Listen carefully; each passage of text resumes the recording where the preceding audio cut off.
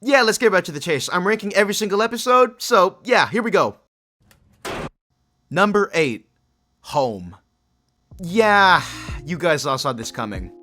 Listen, I want to make one thing just very clear. If you like Home, or just frankly any episode that I rank low, then more power to you, honestly. My opinion really should not help dictate yours, so just please, think whatever you want to think, even if I really disagree with you. Cause, well, that's the beauty of just being human. The beauty of being a human is hearing people's perspectives and, well, listening to them. Having just said all of that, I'm gonna go back to talking about episode 5. Episode 5 is borderline unwatchable, but it's still definitely very good in its own right. The comedy... Stab. Ugh, made the tag when I was 8. Shut up. Crikey, what a bounding hopster ruffle! certainly exists. The characters are probably at their all-time worst, and all the cool stuff is just never shown to us, which, yikes. However, some stuff definitely is good, like this specific joke. Golden retrievers are also us as lizards. Jay drew herself. And, well, Tessa. The B-plot with Tessa is easily the best part of the episode, and no doubt it should have just been the main focus, but, well, it's not. Crozy did not need to exist.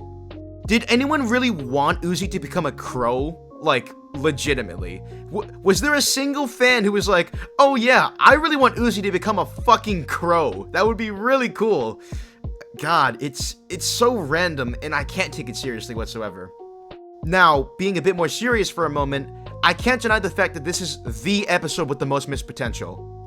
In an episode set in a very unique environment, where we have plenty of unique characters, we should have had N and V's backstory properly given to us. But instead we have V having 3 lines of dialogue, and N talking to a bird. The basement scene should have been N's best scene in the entire show up until that point, but instead it goes like this. Not dealing with this great, to be immediately honest. Okay, it's gone. Yeah, he kinda just brushes off seeing him and his friends' bodies in the basement, when he clearly has PTSD to it, because in episode 8 it's shown he pretty much, is traumatized from it. Yeah, this scene is just not good. This entire episode is not good. Like, was it actually that hard to just give us a proper fucking flashback instead of this weird what-if scenario? Episode 8 does a better job of retelling what accurately happened inside Elliott Manor than episode 5 does. Let that sink in. But to be honest, I would still much rather watch Home than a certain movie that's coming out soon. But I'm not gonna stir the pot on that.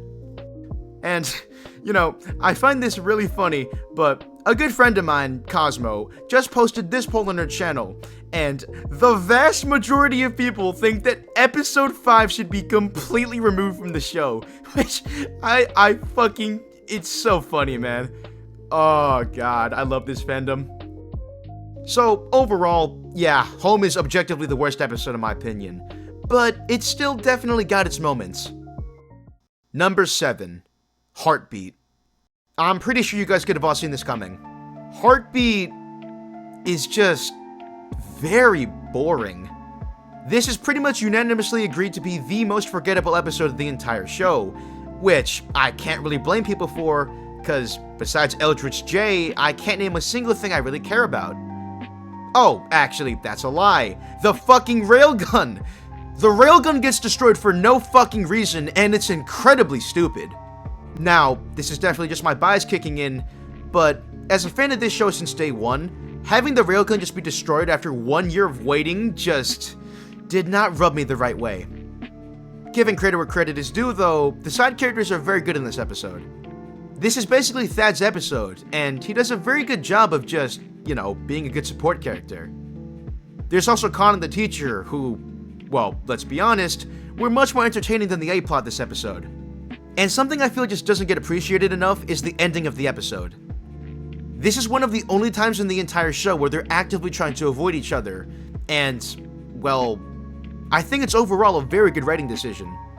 Oh, and yeah, Eldritch Shay was pretty cool, but besides that, this was a very boring episode. If Home is the episode with the most missed potential, Heartbeat is the episode with the least potential. Number 6. Cabin Fever. Yeah, I'm sorry. This episode was never gonna rank that high. Cabin Fever is just very there for me. Brayden unironically saved the episode by shooting the arrow, which is both funny and extremely tragic, so yeah. The first half of this episode is extremely boring and the pacing just is going at a literal snail's pace. However, with that being said, after Brayden shoots the arrow with Uzi, the episode's pacing becomes extremely breakneck. It all eventually leads up to Solver Uzi, which is undeniably one of the show's best moments. Then again, I really can't lie, I don't like Falling For You. Now don't get me wrong, the scene is definitely good in its own right, but I just feel like Falling With You absolutely trumps it and just did everything way better. The episode's ending is definitely pretty solid, but ultimately knowing where it led up to, it is not a good feeling in retrospect. The concept of N and V being camp counselors works, but the execution is definitely subpar. Also, this may just be a bit of a me thing, but I really don't like how the campers are just unceremoniously killed off. They address it inside the episode, but it's just kinda completely forgotten afterward, and that's not really cool. Cabin Fever was extremely slow, but the payoff definitely was there, and Brayden unironically saved the episode. So, 07. Number 5. Pilot. God, it does not feel right putting the pilot this low, but everything else is definitely better than it in my opinion. This episode single-handedly established the world of Copper 9, and it hooked everyone on the show, which is something that you really can't overlook. The show had a much more darker theme, the characters were at probably their all-time best, honestly, but it's just lacking in scale. I think what really drags this down is just nothing that eventful happening. Sure, I mean, you have the big fight scene, but that really just leads to Jay getting killed off and V just joining Ann and Uzi, which is nice and all, but I feel like a bit more could have been done. Despite it being nearly 3 years old, the pilot's animation quality still very much holds up, and a lot of the jokes definitely still land. It is still easily one of the best episodes of the entire show, so don't get the ranking mistake with me not liking the episode, because I fucking love this episode. I really do. Number 4. Mass Destruction. Oh, brother. This one is going to be a bit controversial, but yeah, this episode is very much middle of the road for me. Now, I know what you're all thinking. Oh, Yag, you just hate what they did to Tessa, and, you know, she was your favorite character, and you hate the twist and all that. But that's actually not the main reason I don't like this episode as much as you probably think I should. Mass Destruction has my 3rd favorite fight scene in the entire show, which, I mean, I think pretty much everyone can agree that this fight scene is fucking absolute cinema, but I think what this episode just doesn't do well is just make me care. Let's be honest here. How many people genuinely like the Cathedral plotline? In case it isn't clear as day, I am not one of them. I just don't care about Nori and Yeva, and not a lot of people do. Mass Destruction doesn't have 1, it doesn't have 2, it doesn't even have 3. It has 4 different storylines that it has to juggle. It may be the 2nd longest episode inside the entire show, but ultimately, half of this stuff just doesn't matter in the end. Nori is disregarded, Yeva is disregarded, the patch is completely disregarded, but the worst offender has to be the fact that Tessa's ultimatum is completely disregarded. One chance. Cute. You know why I keep you around here? What?! Now, tying back to what I said previously, being the avid Tessa fan that I am, I was very much expecting for her ultimatum to be the plot point inside the episode, but it gets completely dropped. Uzi or the universe was a question that went through basically everyone's head when they were waiting for this episode, and it's just unceremoniously never brought up again. Now, besides that, this episode does a lot of things really good. You can tell where most of the budget went into for this episode, and it really shows. The jokes for the most part are pretty funny. I'm not gonna lie, I really didn't like this joke, because it really broke a lot of immersion and it just didn't feel appropriate, but besides that, the comedy is basically spot on. Doll's death really knocks this episode down a few pegs for me. Doll is my favorite antagonist in the show, and her exit just... yikes. I really wish she did more inside this episode besides just getting FNAF jump scared, but I can't complain too much. I think the best part of this episode, minus the fight scene, has gotta be the ending. You have the setup of the B team about to fight Jay, you have N being thrown out the cathedral, and you have this.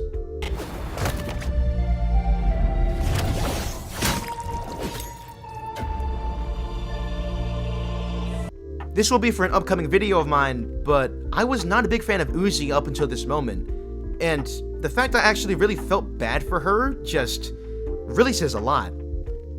For the more longtime viewers of my channel, you'd probably recall that when episode 7 came out, I said that it saved the show. And, well, that's because it did. This is the most Liam Vickersy episode out of the 8, and for that reason, that is why Mass Destruction is comfortably sitting inside my number 4 spot. Number 3. Dead End.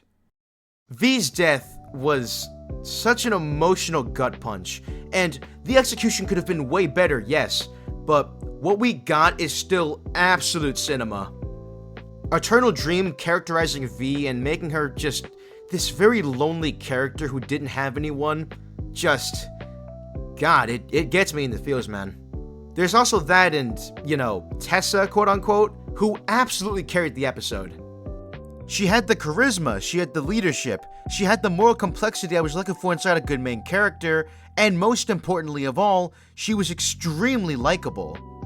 I was rooting for her the entire way through, and I really would not change that.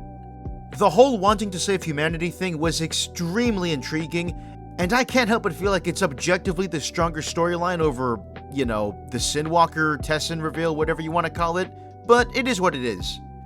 I really like the Sentinels, even if they don't really do much, but robot dinosaurs are just fundamentally a very cool concept, and you really can't go wrong with them. Alice and Bo were kind of weird additions this late into the show, but Bo's sacrifice is still very fucking sad. I think it's a bit weird that her and Bo were added this late into the show, but ultimately they're really fun additions, and I think they were pretty solid. I wish Alice was characterized a bit more than just, oh haha, I'm the Southern Drone and I like killing people and EMPing stuff, but it's still fine. Do I wish she had a bit more of a better conclusion? Yeah, but not the end of the world. Dead End is the point of no return for the characters, and likely the viewer considering what's about to unfold. Something that Dead End does exceptionally well is give us a really good atmosphere. The characters aren't safe and they're at some of their lowest lows. The viewer is enticed by the setting that is Cabin Fever Labs, and that feeling of perpetual danger culminated into one of the best episodes inside the entire show. This episode is just objectively good. It's the return to form that the show needed after Home, and I couldn't be happier to put it inside my number 3 spot. However, I think 2 episodes are just ever so slightly better than it. Number 2. Also, now I can do this! Absolute End. This is definitely controversial, but I love Absolute End. In my eyes, it is a good send-off to the show, mostly because I kinda predicted how Sin would die. Uzi and all the disassembly drones cannot touch the sun, or, well, they're gonna die. The same can also likely be said for Sin.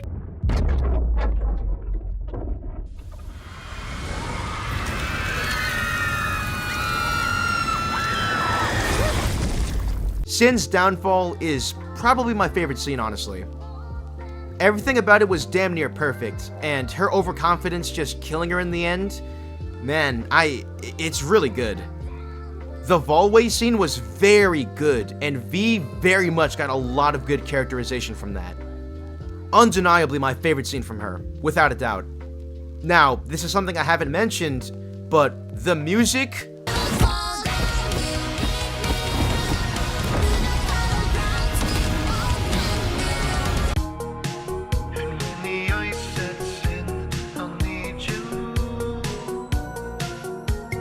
is so fucking good inside this episode. Forever is my favorite track from the OST, and I don't think that's ever gonna change. I like the happy ending we got, and, well, let's be real, the visuals this episode absolutely carry it. This episode took well over a year to produce, and I can definitely see why. The enjoyment value is there, the spectacle is very much there, the music is so fucking good, and overall, it's a very good finale to the entire show in my opinion. With that said though, I do want to give a little spiel. To say that this is the most divisive episode would be a complete understatement. I think that in order to enjoy Absolute End to its absolute fullest, you need to just take everything at face value. Sure, it's 20 minutes long. Sure, I mean, not everything's gonna get wrapped up, and sure, there are some fumbles, but this is still a good episode. Listen, I perfectly get it. This is the finale, and a lot is at stake, and, people are going to be a lot more critical and harsh. But at the end of the day, this episode still satisfied the vast majority of people. Honestly, just being grateful that murder drones is even a thing in the first place is just something I feel not a lot of people do. And regardless on whether or not you actually like Absolute End, that is why it's sitting inside my number 2 spot. However, it is not the best episode. Number 1. The Promening. Oh my god. The Promening is exactly why I fell in love with this show. The writing, top notch. The characters, top notch. The music, top notch. The fight scene, top fucking notch. Doll as a villain just works, and I am still under the belief that she should have been the main villain over Sin, but hey, that's probably for a different video. This episode capitalized off episode 2's ending, and Ananusa getting back together and just, rebonding and all that, I actually really enjoyed. Every character has their standout moment inside this episode, and I really do mean every character. When a character like Lizzie has a huge oh shit moment and she has a lot of depth added to her because of this episode, I can't help but love it. The Promening is also one of the most important episodes inside the entirety of the show. It establishes and sets up a lot of things. It establishes that Doll is a main antagonist. It establishes that Uzi has the solver. It establishes that disassembly drones can be brought back to life. And, well, it introduces us to Tessa. I know that this is an extremely basic answer because, well, pretty much everyone loves this episode, but it wouldn't be basic if it didn't have good reasoning. The knife dance is one of, if not my favorite fight scene inside the entire show. I've constantly been going back and forth on it, but I think I have to just give the slightest of edges to the knife dance. Not because I actually think it's the best fight inside the show, but purely because of nostalgia and just sentimental value. It's like the scene that made me fall in love with the show, and that is just extremely priceless. Both extremely casual and hardcore fans of the show can enjoy the Promening, and that's just something you really can't say for a lot of the other episodes. Not to mention, this is undoubtedly the best paced episode. By the time we actually get to the prom, everything is being set up, and it just culminates into peak. The Promening will always have the viewer's attention, and it never lets go of it right up until the very, very end.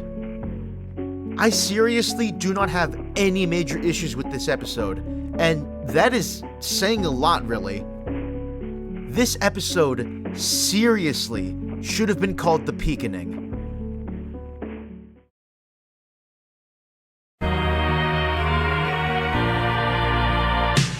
And that's my ranking for all the Murder Drones episodes. Do let me know your ranking down below, cause I would love to see it. If episode 5 is inside your bottom 2, then, well, you have my fucking respect. Well, thank you all for watching, and have yourself a damn good one.